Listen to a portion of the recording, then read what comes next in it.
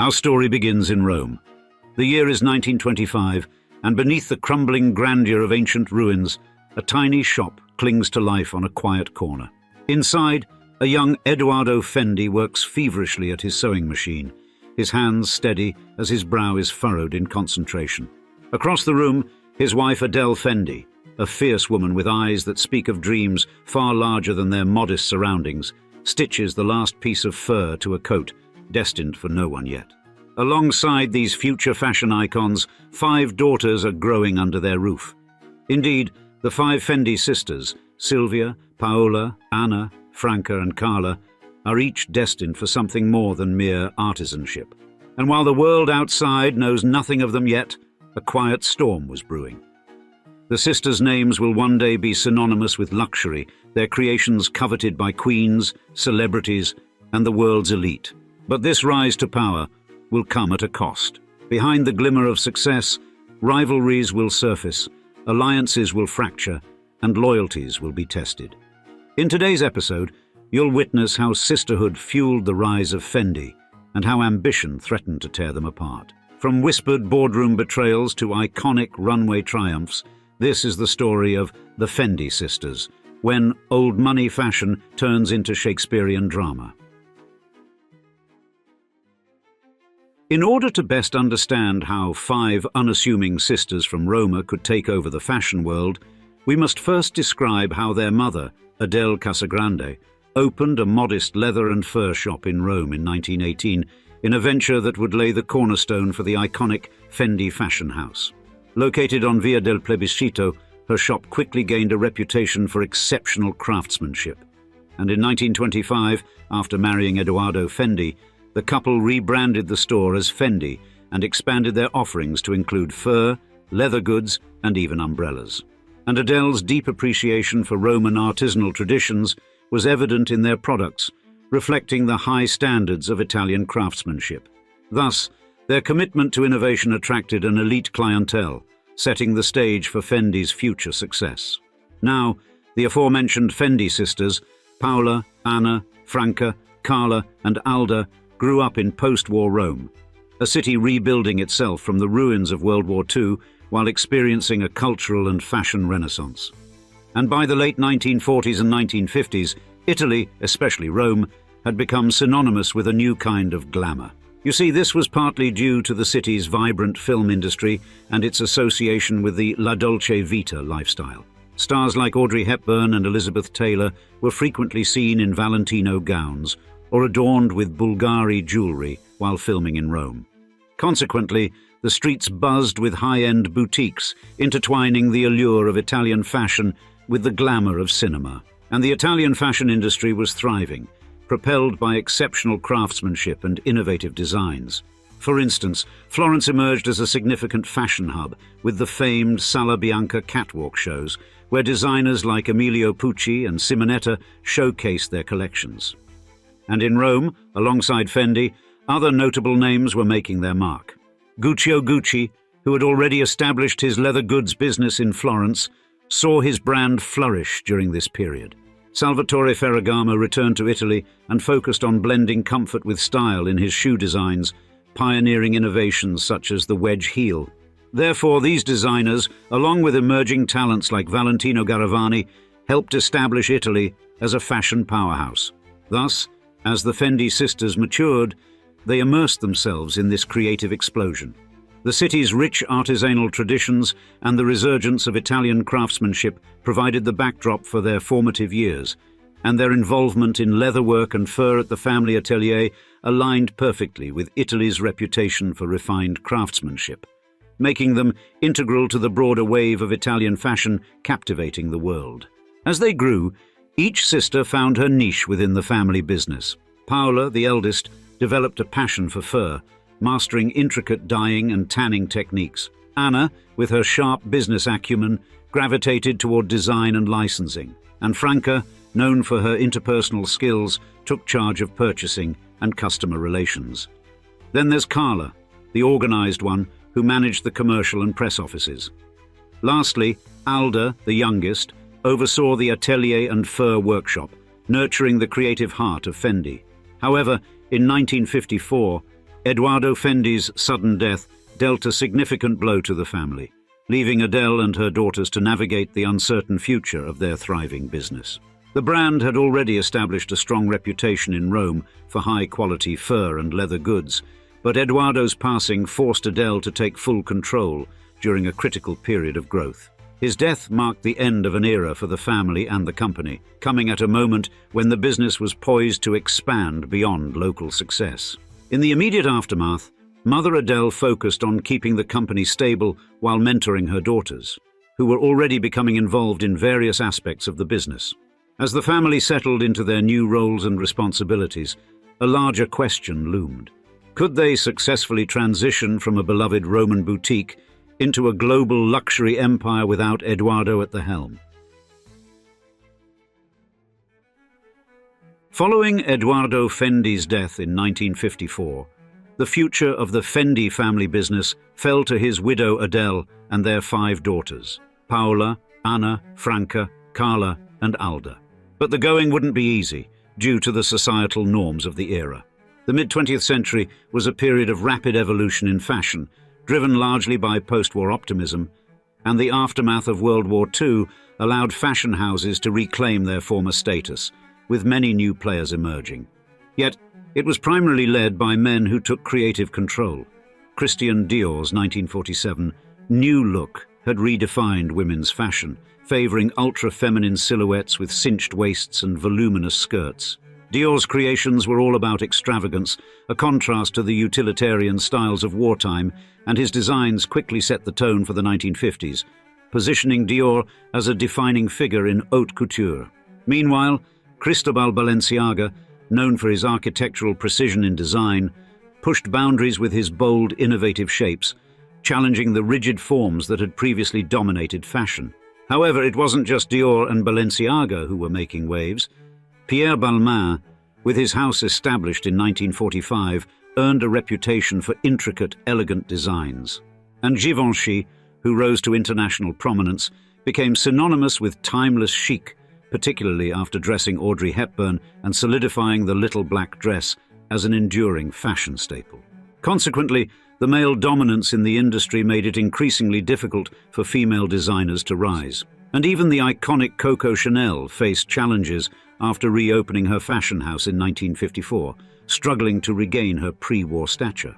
Thus, at a time when the European fashion scene was run by male designers and entrepreneurs, the Fendi women would have to forge a different path, not simply preserving their father's legacy, but completely reinventing it. But behind the scenes, the pressure was immense. Imagine the daily grind. 5 strong-willed sisters, each determined to make their mark, coming home after long days spent in the studio, only to have their disagreements over design follow them to the dinner table. Adele, already burdened with the loss of her husband, found herself in the unenviable position of keeping the business afloat while maintaining family harmony, though each daughter wanted to shape Fendi in her own way. Paola, the eldest, favored maintaining the traditional aspects of Fendi, while Anna, the more creatively adventurous sibling, leaned toward innovation and risk-taking. And yet, despite the inevitable family friction, the sisters understood the need for the brand to modernize.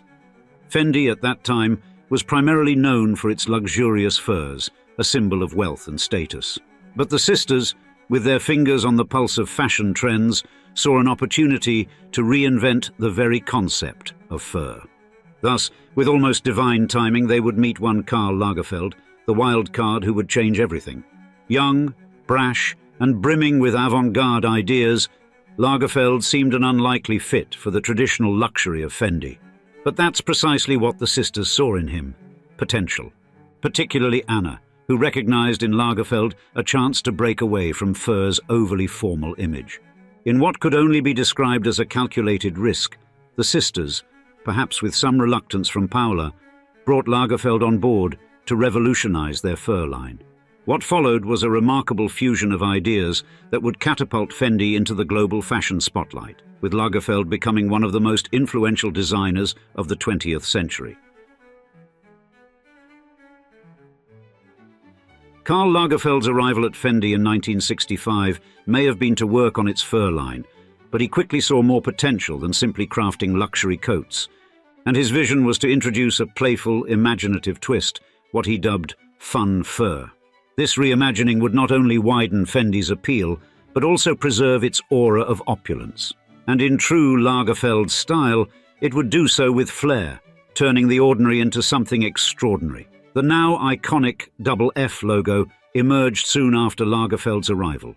Conceived in just minutes, the design symbolized fun fur and became synonymous with the creative duality that has long defined Fendi.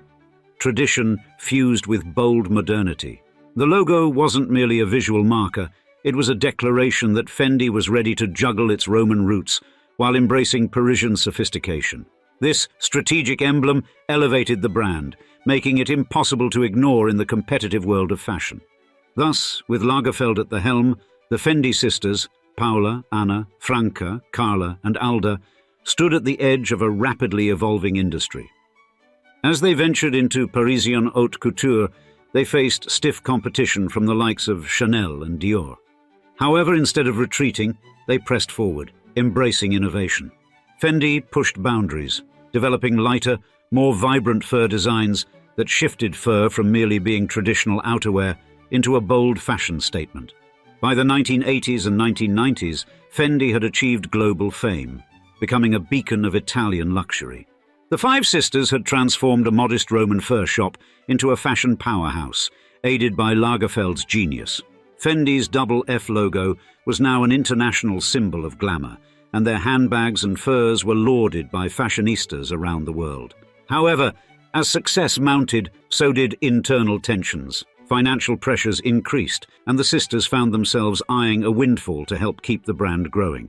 Therefore, the eventual sale to LVMH in 2000 marked a significant shift, and amid this transition, a new force was waiting in the wings.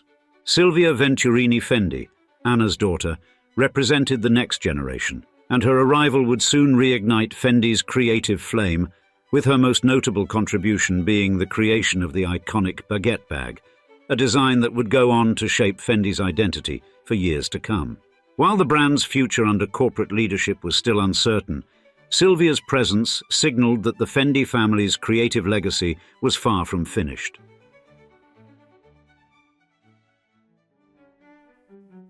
Silvia Venturini Fendi, daughter of Anna Fendi, was practically raised in the art of fashion, and from an early age, she roamed the halls of the family's Rome atelier, where the hum of sewing machines and the chatter of designers filled the air.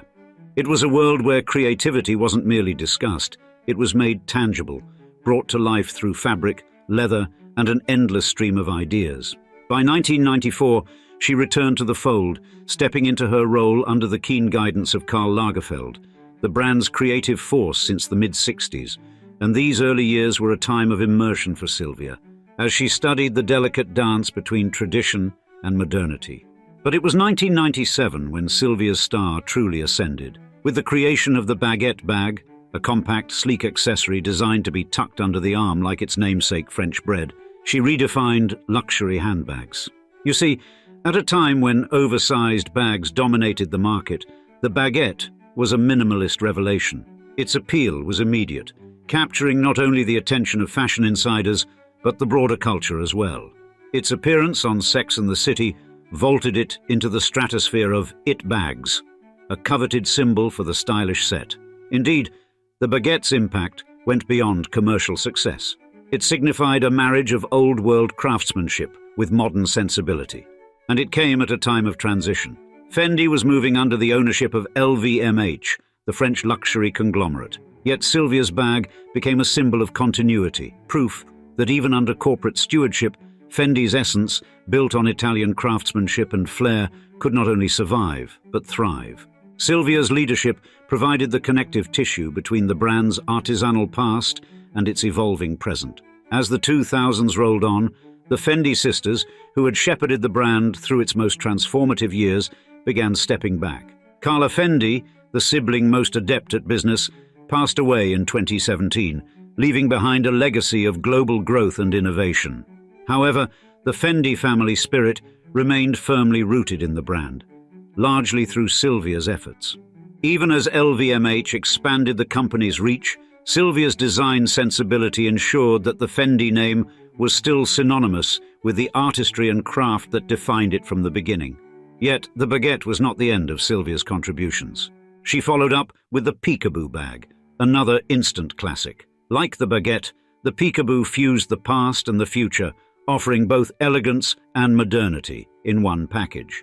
Under Sylvia's watchful eye, Fendi remained not just relevant, but essential to the luxury landscape. Her penchant for collaboration further pushed the brand's boundaries. By teaming up with contemporary artists and designers, she kept Fendi's creative pulse fresh while never straying too far from its roots. Thus, the Fendi sisters, once the defining figures behind the brand, had seen their vision extend far beyond what they might have imagined. Despite the corporate shifts, the heart of Fendi, its meticulous craftsmanship, its innovative spirit, remained intact. And now we'd like to see you in the comments. Were you familiar with the Fendi sisters before this video? And what is your opinion on the Fendi brand overall? We're always curious about your personal tastes and insights, so don't be shy and be sure to leave us a comment below. With that, thanks again for joining us for another episode of Old Money Luxury. And cheers until next time.